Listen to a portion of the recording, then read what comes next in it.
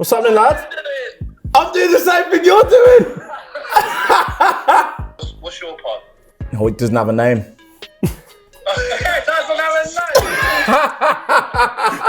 a name. Doors open to Michael Laudrup. And they've got this tilted sombrero on and a leopard print t-shirt at like 6 a.m. I'm like, why is he up so early? Like, well, what's he doing? He didn't even say a word. Jaap Stam set a level no one else has quite been able to hit. Came in, 3 seasons, 3 titles, won the treble, and then bounced. Welcome back, everyone, to another episode of the still unnamed podcast with Steve and Ash. Could be Lose Your Head, could be Shambles.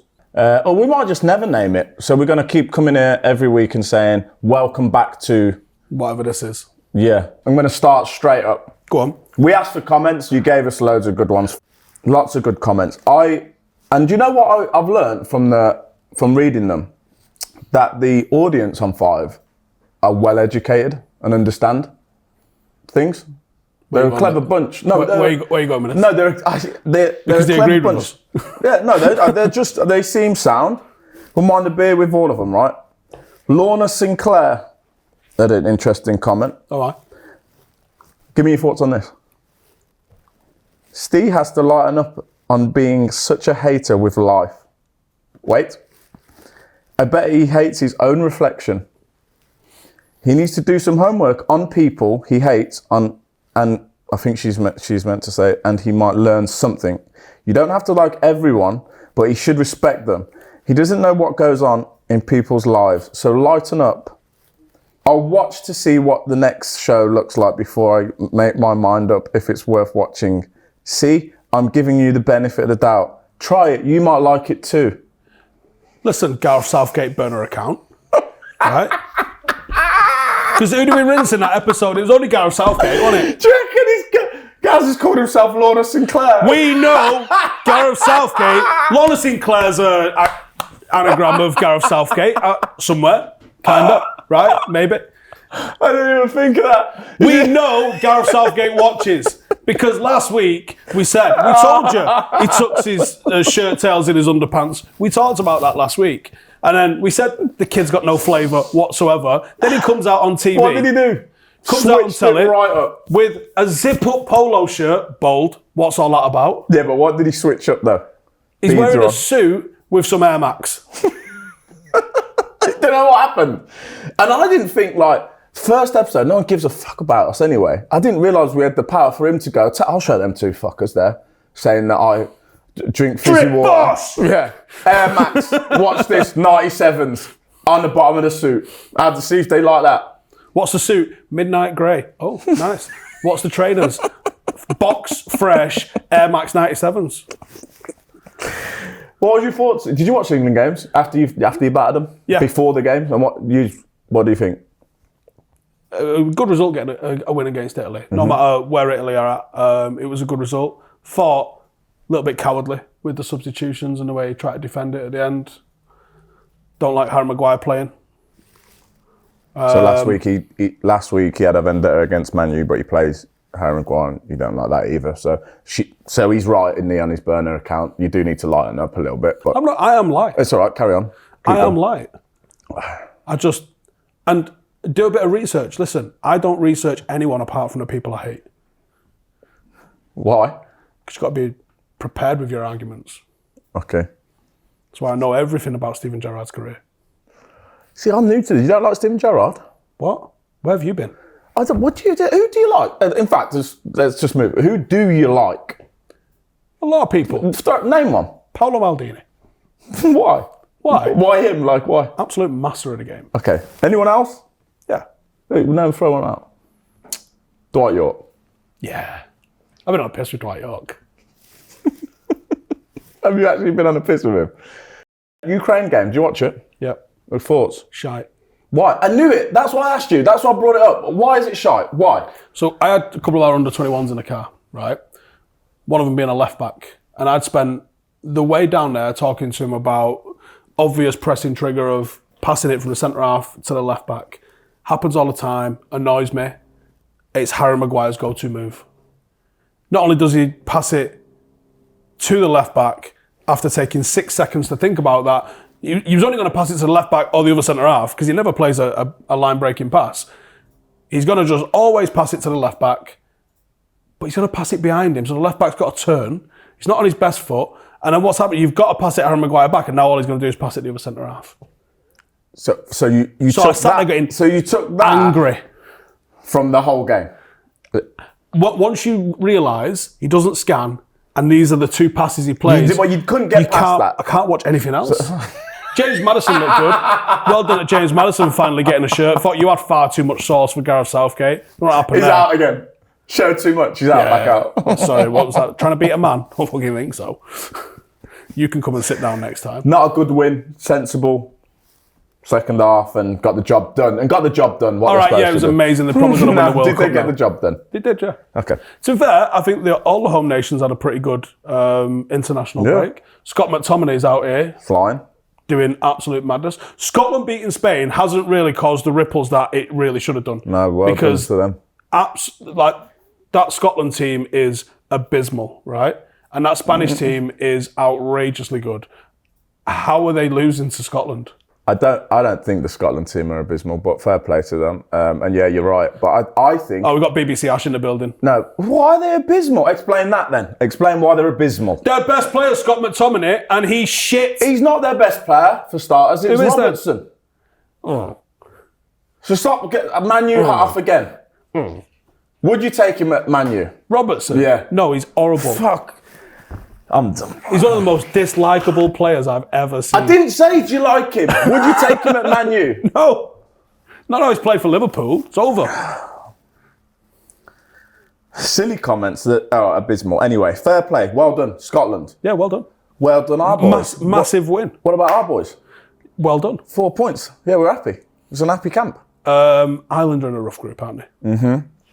Yeah, Strugsville, Tennessee. They're over there. We ain't got a horse in that race, so I don't have to talk about that. I'm really asked about that, to be honest. They can do whatever they're doing. We just put the pre-season game to Dublin.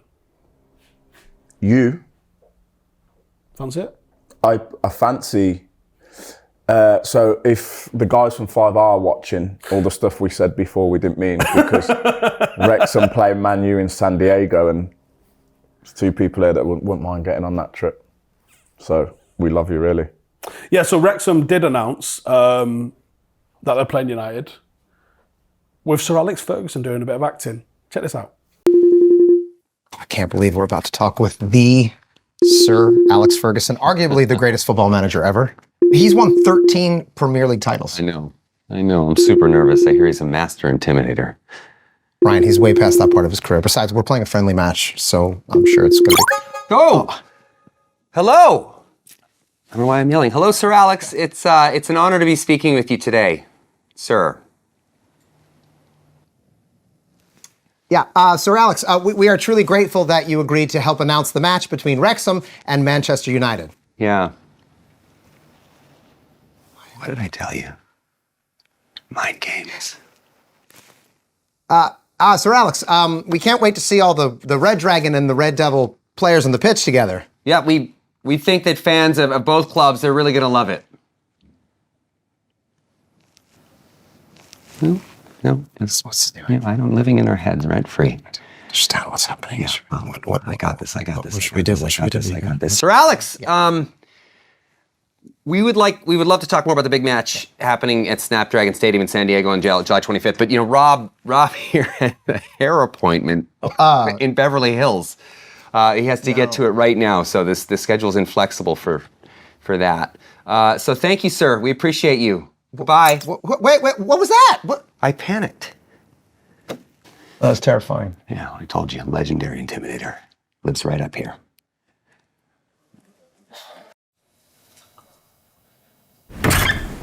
How did the call go with Ryan and Rob, Sir Alex? They're on you. Never heard a thing. I don't know where I stand on that. Do you know what? I didn't mind it at all. I'm not against it. But what I would have liked is if he just really did that. If he really did it. I think because he's got it in his locker to do that. He didn't swear, so you know it wasn't real. Yeah, and I just feel like he probably thought, I don't really care about these two fellas calling me. I'll blank them. Would he have picked up? That's the question. Why are you ringing Fergie, though? No, I'm not sure. I'm not Is sure. he operations manager at United? Is he in charge of logistics? He books fixtures. Yeah, that's what he does now. Yeah. They're selling the game, Steve. They're I selling understand. They're selling it. They sold it to us, didn't they? Straight away. You text me. Man, U's tour dates instantly. Let's go. I'm there. In a Cantona shirt. Don't care. I'll put that one on there. What shirt's that down there, by the way? That's Brian Robson. right. Story for you. I've got a story. Go on then. So that is a that's what Class they of wanna hear. 92 shirt, right? Right, okay. Do you know who signed that? Who? Class of 92. Do you know who else has signed that? Who? Rio. Why? Because he's a melon. So, Class of 92, yeah, it's pure hard, ignoring everybody now. So, Class of 92 played Salford when they took over Salford City, and they had like Scholes, Gary Neville, like Rafi Burke, and all of that. It was a madness. Like the whole Class of 92 back together after winning it, minus David Beckham. And I had all access, so we was in the change room and stuff like that. And I was doing some filming, so I said to my son, "Go get this signed by all the players," and he does. And then we didn't have Rafi Burke. Got Rafi Burke just as we was leaving. Rafi Burke's like on the South Coast coaching somewhere now. Didn't really have much of a game in the career in the game, so you're never going to see him again. So I was buzzing at getting that one. He got like Ben Thornley, got them all, and he's like, "Cool." He's like, "Got Rio as well." I was like, "Why?" So we have got a signed, framed 1992 shirt signed by the Class of 92 and Rio.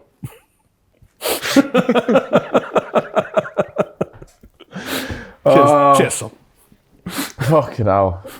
What about getting you get on Rio in the group chat earlier? What? Trying to dig me out for being late to coming here when we had to wait downstairs an hour and a half for him. For him to not show?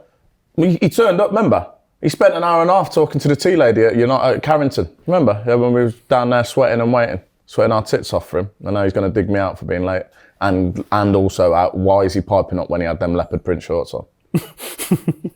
Are we allowed to talk about the leopard print? Well, I don't know. We'd talk about it. It would get cut out again. Because we did they put the picture on from here, cut from here. Rio had edit approval, that, innit? I'm going to get myself down the shop later and get a pair of them. Nice tiger stripe ones. Speaking of pre-season tours, because, by the way, we are doing pre-season tour, and we are going to go... we can't actually tell you where they're going yet, because we have to wait for United to announce them. So we're going to be in some cities in America known for having a good time, and we're just going to go there and have a good time. That's what we're doing. It might be Bucket Hat Central and sunglasses on in the afternoon sometime, indoors. It might be that fucking wild that we're going to have to put our shirt tails into the boxers with Just to Air keep Max it- 97s. just to keep and I'm gonna ourselves put in some check. fucking 4 beads on my wrist. Because that's when you know you're on a fucking mad one. So if you see us out there, Can you imagine Gareth Southgate planning a stag do? don't at us. Don't at us out there. What are we going to do? We're going to go to a farm. Why? What? With Jeremy Clarkson? Why are we talking about Gareth Southgate again? It's Been an international break. I want to roll it back. covered it. Pre-season. Go on. Did you have any good pre-season trips when you were playing? Loads. Any with shenanigans that you're allowed to talk about? No, but some real good ones. The good ones were just ones that you get put in a city where you want to be. So what I never understood is, if I was a manager and I'm going on the pre-season trips, I want my lads fit, I want a couple of games in them, I want some good camaraderie. Right, I'll tell you what, let's go to the mountains in Austria. That's where United are going this year. Crap. Shit. There's everything that you don't want. Players are bored. Where can United go out though? It don't matter. Just get them somewhere. I get it, but like, put them somewhere where at least there's a shop they can walk to. Blackburn. You're bored. Huh? Blackburn. I don't know if you want to walk to a shop in fucking Blackburn, would you? No. So that's that's the key to pre-season for you. 100%. I've had good seasons. I've had seasons that have ended up being good off a fucking mad piss up pre-season tour. 100%. And then it's gone the other way. Oh, it'll be super professional. What would Dean Saunders say? I can imagine Dean Saunders is getting the rounding as we speak. Exactly. And then his team will have a good fucking team. It's like our Wales team, the 2016. Spent most of it pissed. Got to the semis. Jobs are good. Was you going out after the games? Celebrating, progressing through? Yeah, yeah. and the games were quite close, so we would just roll straight. We'd roll through. And it was a little bit of like, oh, well, we got Belgium next, so we'll be going home anyway, so let's just make the most of tonight, which would roll into the next night. And then it'd be like, okay, let's get our heads on, because we're playing tomorrow. Oh, fucking hell, we won again. We're going home anyway, so then we just keep going, and then we just... Do you know when people are talking about elite sport and the fine margins? Sports scientist was not happy one bit. Did he resign? No. Did he cry? No, he's a busy fuck. He is, but he's a good guy. I've worked with him for years. He just had to deal with it because Cookie loved it as well. So he had the final say. That's mental. So this is how this podcast blows up, because it's going to be all over the Daily Mail tomorrow. I don't give a fuck about that, because we did what we thought we did more than we thought we'd ever do, which was get to the semi. We was fueled on alcohol.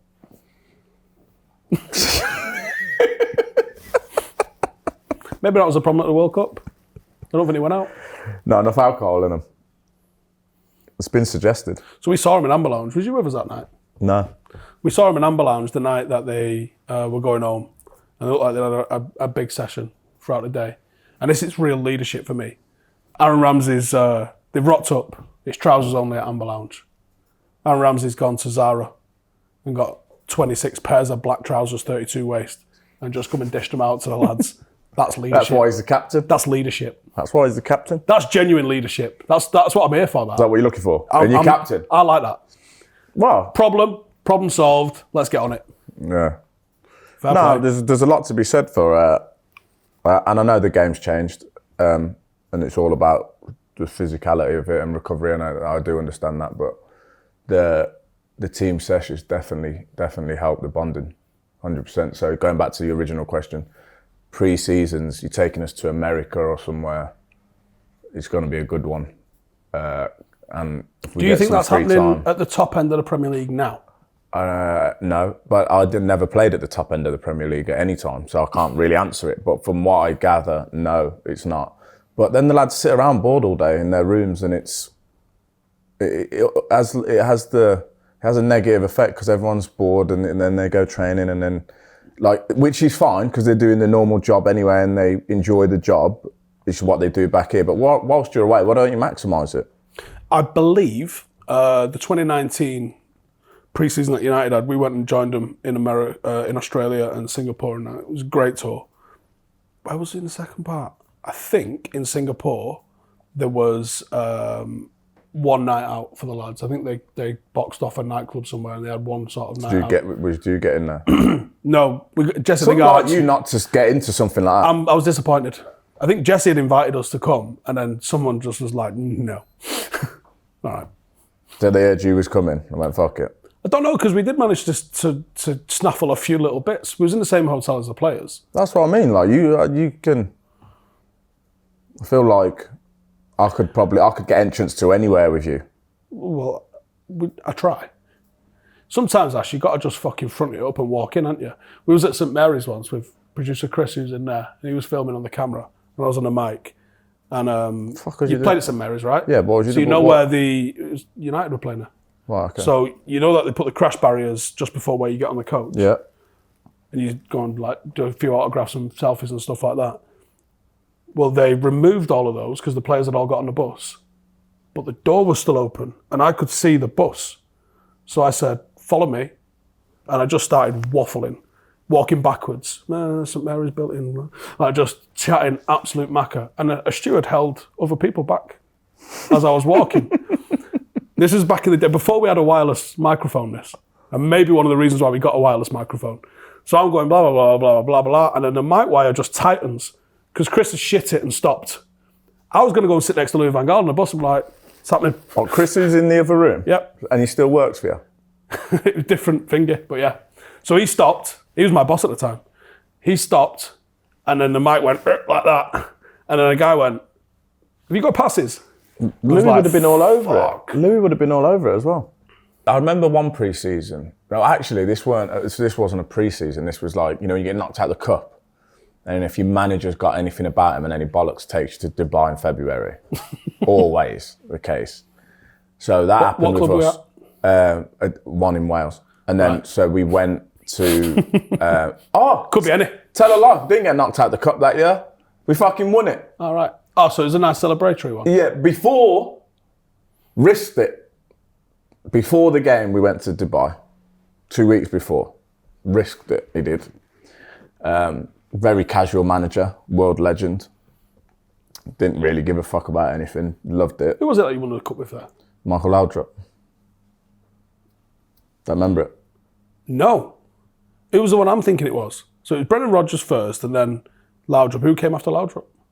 Gary Monk. I thought it was Gary Monk. No, Michael Laudrup. So took us to Dubai anyway. Lads are like, he knows what's going to happen here. I can remember lads getting, because the nightclub stays open all night, don't they, whatever. So I remember there was like a group of 6 of us come back from a nightclub. And the mad thing is I had a t-shirt on, so very similar to Rio's shorts last week. Sweared down. Like leopard print thing, yeah? And I had a hat on, can't remember. I don't know, you know, one of them you pick up on the night, like a Mexico hat or something, whatever they're called. Sombrero type thing. And we had training in the morning, but all the lads, so we was getting in from like the nightclub at 6 You've gone or in something. on the premise of warm weather training camp. Yeah. But you've gone on the premise of stag do in Dubai. Yeah, well, everyone knew that. Sensational. So like 6 of us has got or whatever, or we got a taxi back or whatever. It was in the morning, the club had finished or whatever, we got back in. I'm dressed like that, like a dick. And as we go, so we get through like the reception thing, we got training in a couple of hours, like lads just like sort yourselves out, do you know what I mean? Have a drink of water or whatever. Make sure you're not late for the coach. Because Michael Laudrup's whole thing was, I don't care what you do, be on time for the bus to go to the training pitch, train as well as you can, and the rest of the time was yours. So lads are like, okay, cool, if you play golf, you do golf, whatever. But everyone's doing whatever they're doing. So we'd been out and then like get through reception, like, oh, there's no staff eating the breakfast or whatever. It's like, fuck, made it. Bing. Doors open to Michael Laudrup. And they've got this tilted sombrero on and a leopard print t-shirt at like 6 a.m. I'm like, why is he up so early? Like, well, what's he doing? He didn't even say a word. Just got in pressed the button, door. As soon as the door closed, lads were like, Has he just gone and gone? What's he thinking? He must have just thought. But then later on we learned that he was in that Barcelona team, because then I played for Ronald Koeman. And he was the Romario Barcelona team. There, so that knew where the bar was. Completely normal for like that. He expected that. So you'd get probably a British manager that would say, we're playing in the League Cup final in 2 weeks. There's absolutely no way I'm taking these lads to Dubai 2 weeks before. He was like, we'll do what you want. And you don't have to be back for dinner. And you don't have to be back for lunch either. You're not babies. Which is not what you would assume is a fairly normal sort of attitude to have, but it isn't the normal attitude that's out there. No, it isn't. But also you're dealing with high level athletes and you want them to perform how they're supposed to perform in the game. And obviously, as football players, like anyone, if you give them some space, they'll take it all. Do you know what I mean? And come in at 6 in a leopard print t-shirt and a sombrero hat. But at the end of the day, I think it weighs itself up because we had great like team camaraderie. And actually, he did lose his head because a player was late for the bus that day. And it was one that hadn't even been out to get on that. So then he said, right, we're not allowed out. The next night, no one's allowed out the hotel from 7 p.m. If you did go into management, which I know you're not ruling out, are you? No, I'm not ruling out. If you did go into management, I'm trying to not get you in trouble here. Being someone who knows nightclubs. As much as anyone else? Yeah, just totally the same amount as everybody else. No more or less. What would you want to impose? Because I can see the idea of going, do what you want, eat what you want, drink what you want. If you don't perform in training on match days, you're out the door. I think that would be my angle. Because Yeah. I think if you got to be in bed by this time, Yeah, you've got to I be don't eating think that, that don't have works. butter, I we'll don't put the think tomato that works. sauce down. Well, what I think you want to create is, if I think back, so over the course of my career, there's people like Brendan Rodgers, Chris Coleman, that I had most success with in my team. So there's not for every team, but for my teams. They would give you space and they'd give you room to do what you want to do. And because they did that, you wouldn't take the piss. Yeah. Do you know what I mean? So, like Chris Coleman, for example, is like, well, if we win, we're on the piss. I'll buy everyone the first 2 drinks, everyone that travelled, and then do what you want. He ends up staying sometimes, loves the guitar, gets on it, boys love it, whatever. But then when he says, lads, not tonight, no one, like what the follow-on from that was, Michael Laudrup said, like, you're not out tonight. And the lads just went, okay, gaffer, call. And then the lads would just start booking the tables and nightclubs again for the night anyway. But like with Chris Coleman, because he was so respectful and he treated you like an adult, when he says, not tonight, lads, not one player come to me and would say, like, Ash, are we going out? Well, no, because you know the gaff. Do you know what I mean? You wouldn't disappoint him because he treated you so respectfully and trusted you to do it. So I think it's the ones that try and micromanage every situation that get issues sometimes. Like, you've got to let them. It's like you got any business and you tried to say, oh, when you leave the office today, you can't do the X, Y, and Z. To grown men, they'd be like, you know what I mean? If you're at home now, you listen to this and you're a postman, well, you're going to do whatever you want in your time. As long as you perform and get the letters in the letterbox the next day, do what you want. Do you know what I mean? To a certain degree. I know there's an element of health in there. High-level sport is different. No, it's completely different, but the same thing applies in terms of you are dealing with people that need to physically perform on the weekend or whenever the next game is. So you need to be in your best shape. So obviously alcohol hampers that and eating shit food and staying up late and all of that. I think everyone understands that. But tying it back into pre-season, if you let the lads, like for example, pre-season, you fly out to wherever you're going, just tell the lads, get your jeans on and get yourself straight out first day. Because they're itching for it anyway. So get yourself out to the nightclub, we'll train tomorrow afternoon. Do whatever. Rather than The boring, longer definitely you PowerPoints don't let at them night. out, do you know what I mean? The longer you don't let them out and you give them a night out at the end of the week or not one at all, there's lads going, can we get out of this hotel without being seen? Because we know there's a nightclub around the corner or there's a bar that we drive past every day going to the training ground there. And they're itching for it. So you might as well, I think that was the beauty of Cookie would say, like, use like, just get out your system, do what you're doing, be on time for training, sweat it out, and then we'll go to work. You've played obviously from non-league all the way through to national football. Do you think that's a universal truth in football? It's not. When I was in non-league, which was like 2000, 2001 or whatever it was a different animal. I don't know what it's like now, but that was me being a boy with men. We'd play. So you remember? I don't know. It was like a Unibond and something else. It was a northern and a southern. We was in the southern. It's the Conference North, Conference South. I don't know how he doesn't know this. Whatever, yeah. but whatever they was called at the time, like it was called something else. So we was in the south one. So we'd have these long trips, like back on the bus, and I couldn't drive, so my dad would come to and pick me up from the bus, and from the team coach, and I'd see people absolutely smashed. Right? So I'm like, the fuck's he getting home? It's like they'd just get themselves off or whatever. It was so normal for them. Do you know what I mean? At the time was like, they'd be pissed all the time in that non-league team. Do you know what I mean? After the game. Yeah, after the game.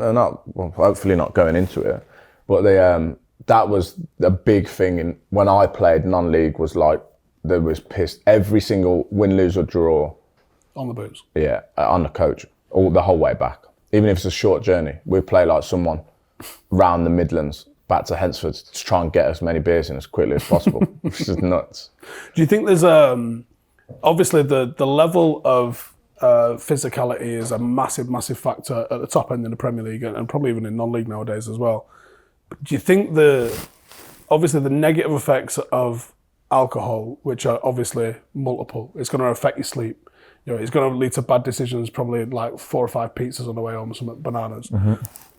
It's going to affect your training capabilities the following day, and maybe even the second following day, depending on how bad the sesh was. Are the psychological benefits to team spirit, to being able to blow off a little bit of steam because of the pressure that's involved in football? Mm-hmm. Is there a yin and a yang to having a sesh? Yeah, 100%. And I think you bring players in from different countries. You bring players in. So you probably that people dislike. Do you know what I mean? I've had a Barney with him before when he played for such as he's in there now, and everyone sits a little bit in pre-season. Like, do you know what I mean? If you're a new lad, you don't know anyone or whatever, then one night out, the whole thing changes because there's about 10 heart-to-hearts going on. Do you know what I mean? And people's funny stories and things that you can revert back to. I remember when he did that and blah blah blah. I just think it brings everyone in straight away. And even if there's like an argument, which happens a lot on the piss, you normally laugh about it, or you air it. Do you know what I mean? The boys will air it, pissed, and then it's done with. Then it doesn't linger on to, I hate him and I'm going to fight him in training, or whatever. Which thing can build up if there's no sesh. It can, yeah. Who are we calling today? Prank call. I've got an idea. If he picks up.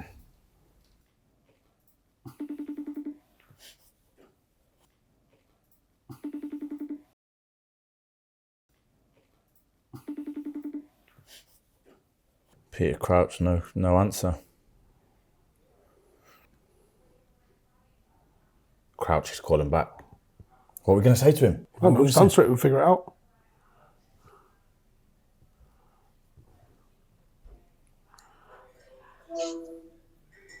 What's happening, lad? I'm doing the same thing you're doing. What are you filming for? I'm doing a podcast. What are you doing? I'm doing a podcast. All good. What, mate? Oh, but you got bevies on yours. Man. All good. What are you up to? We're filming ours, and we wanted to FaceTime someone, and like no one's answered, so I've gone right down the fucking list. So like this fucker will answer because he's not doing anything. He's not doing anything. I'm just in the pub, mate, just recording our one. I bet that our one's better than yours. There's absolutely no chance. Not if you're on it.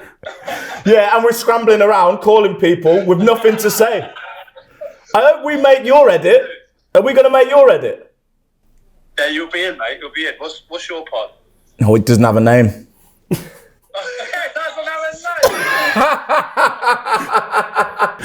What's yours called? That Peter Crouch podcast. How long did that take to come up with? Fuck me, eh? How many goals did you have at guessing the name for that one? It's better than the one with no name. Well, you say that. Do you know what we was talking about? We tried to call Fletch, right? Darren Fletcher, but obviously he's halfway up Ten Hag at the minute, and so he didn't answer. But do you remember that time in training when we did? I know you're filming, but I don't really care about your podcast anyway. So, do you remember that time in training when we was shit and we had all Premier League players in the champ and we nearly conceded and we was playing against no one? Yeah. Someone else told that story the other day. Did they? Someone's just done it at Newcastle. Playing no one. Yeah, just doing shape and they've passed it back and it's gone in. Yeah, that happened to us. That was when I knew we were banging. Yeah, pony. And that's the only time since I've known you that I've ever seen you get angry. And you pulled the lads and said, we come in the dressing room and lads, it's not good enough. Lads, it's not. It's like you being serious as well. And that was a bit funny as it was. And so we was all a little bit like, and you was going, no, it's not fucking funny, lads. We just nearly conceded against fucking 11 mannequins. That was the worst part. Was we literally went 1-0 down. And we had like fucking Arsenal on the weekend. Shots you got. We was crap. On paper, we was a good team though. Yeah, oh, mate. All right, listen. All right, good to see you. I better go, right? All right, go and film some shit on your pod. Crap pod, don't watch it. Love you. See you later. Yeah, Bye. So chances he's filming Pretty high, to be fair. on a Thursday afternoon. What have we got? What have we got to cover now? Stadium atmosphere. No. Here we go. So I asked on Twitter, what would you like me and Ash to cover? And someone's put, I'd like you to cover Joel's face with a pillow. That's really dangerous. You shouldn't laugh. You shouldn't laugh. I'll just favourite it though. Just bookmark that. Why is it? Retweet it. Retweet it. When you're doing a Ben Foster, I'm going to come and play for Wrexham. Oh, never. You would get turned inside out in the conference now, wouldn't you? Do you know what people go? Why would you play anymore? And I go, no, do I fuck? And I tell you why. Let's just leave it where it was. It was already on the decline when I retired. I was going to ask Peter Crouch that because at Stoke it didn't go well, did it? No, but we had a good fucking time there. It was a good set of lads, tell you that. But yeah, it wasn't a good time. But no, I don't play for the purpose of tripping over the ball, just getting megged and getting like ad off in front of everyone. I'm like, let's just leave it. I think Wrexham are a very, very, very high level as well at the moment. I don't think that level of non-league is a joke. It's the fifth professional division. Would England achieve more with a world-class manager? They're just baiting you there. Don't take it. Don't go for it. Don't go for it. Might not got relegated. Scroll. Josh says Rashford calling out nonsense in the newspapers. Be interesting to get Ash's take on the amount of bollocks that gets put in the mainstream media and his thoughts on players correcting journalists when they wrongly report things. He wants my take on that. Have you ever been wronged in the papers? This is where I want to cut out. This is where I'm going to be BBC. No, fair enough. He called out bollocks. Then he called out bollocks. Have I ever been wronged? Yeah, I have. Do you know one time, my old man goes, my wages. So, you know, and they put like Williams is on blah, blah, blah. And I was fucking fuming because it was about half of what I actually was getting. I was like, fucking, you could have, like, if you got it wrong, go a bit over. And my old man was like, it says that you get this amount. And I was like, but you know I don't. But his generation, like, what is in the paper is so gospel. It's in the paper. So he didn't believe me. He didn't believe. My guy at the Metro. Yeah. So, like, I'm not going to lie to you. I signed it 2 years ago. You know how much money I get. Do you want a wage slip? Yeah. So he's like, well, it says here that you got that anyway. I'm like, yeah, but I'm your son. Actually, I'm your son, and I'm telling you that it's not true. But it was for him. How often do you reckon those figures, when they're in the papers, are just? No, I don't think. I think they just throw out a ballpark figure, and because I can sit here and say when they put mine out, it was not nowhere near the correct amount at all. I think it is usually over-egged and undercooked, though, isn't it? I would have thought so. That's why I was fuming. Cause like, come on, give me a bit more. Can you set that in for your mortgage application? No, you can't. That's hard to get. Says one, how honestly. much I'm getting. What's a mortgage? That's what Dino would say. That's what Dean Saunders would say. He had a decent career, didn't he? Do you know what? Players calling it out then.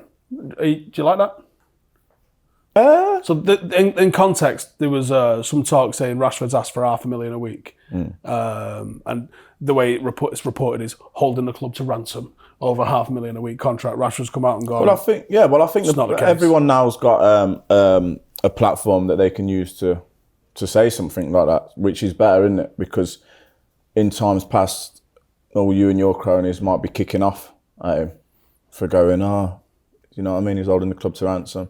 He's come out and just cleared it straight up. So if you're a lazy journalist and you're going to put out nonsense. The tweet got deleted from a journalist. Well, there you go. Good. Move on. Spurs saga. Football side fucking boring. In a mess. Boring. No manager. Boring. Director of football. Not talking banned. about Spurs on it. Boring. Right, fine. Someone's put, show Ashley Cole this. Why? In it, what? What does it let me see it? Apparently, this is the greatest of all time Premier League 11. You're not in it, just on the off chance. It's got Van Dijk in it, which is egregious. So show Ashley Cole. So because you're filming a podcast with Ashley Cole, obviously, and it's because he's put someone's put Robertson in it, and not Ashley Cole, not who's you, not effectively you. me right now. So how do you feel about that? I feel like that whole thing there sums up what we're doing here. Nonsense. Shambolic. So the forward three. Now it's wrong, but it's not far wrong. It's got Salah on the right, Henry on the left, Shearer down the middle. What? I would accept you making a case. The guy who did this is not allowed an opinion. But Right, carry but on. I could understand an argument being made for that. Right? Salah's probably not getting the love he deserves, but it's Ronaldo on the right, or you're wrong, right? Isn't it? The midfield three would lose to this Bournemouth team. It's Gerrard, Lampard, KDB as a midfield three. Who's doing the running? Who's tracking back? Don't need to when they've just got possession the whole time. They're not going to have possession the They'll whole have time. possession the whole time. Because they've got John Terry at right back. No, I didn't see that. Oh, that's interesting. Rio and Van Dijk at centre half Disagree. on both counts. Wouldn't put Rio in it. What is it? The what? The go Premier League 11. Who would you put in at centre half for Rio? The greatest Premier League centre half, Shabstam. What? You've said this to me in a conversation in private, right? It's because it's the truth. And I thought you was bantering. Oh, because it was with Rio. No, it's the truth. Yap Stam set a level no one else has quite been able to hit. Came in, 3 seasons, 3 titles, won the treble, and then bounced, and then may or may not have got done for drugs after he left. You're the only person that's ever said that. No Ever. chance. Ever.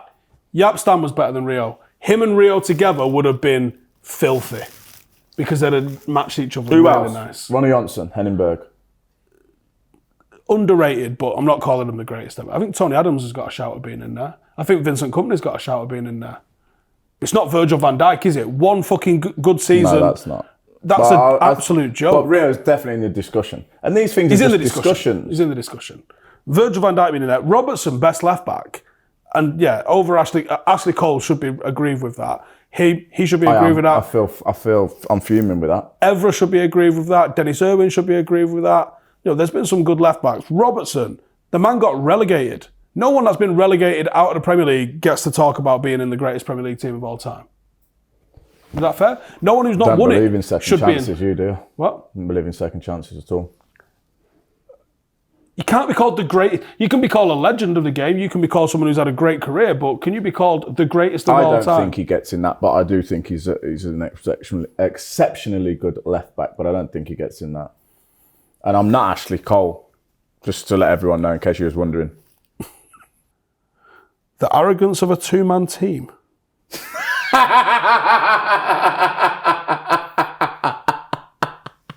I like it. Let me see it. Don't understand. I do. I like it. That is us. We're holding it down, a 2-man team. There's not 3 of us. We couldn't give a fuck. We're here. I don't think that's what he means, but I don't know what he means. Fucking weird people. Let me know in the comments what the fuck he means. I can't believe we didn't get any better comments and suggestions.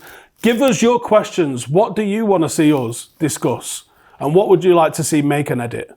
That's it now. I'm going home. We're done. Thanks for watching. It's been a blinder again. I like the arrogance. I think he's going, what, you two think you can hold down a podcast together? No, we don't. But here we are.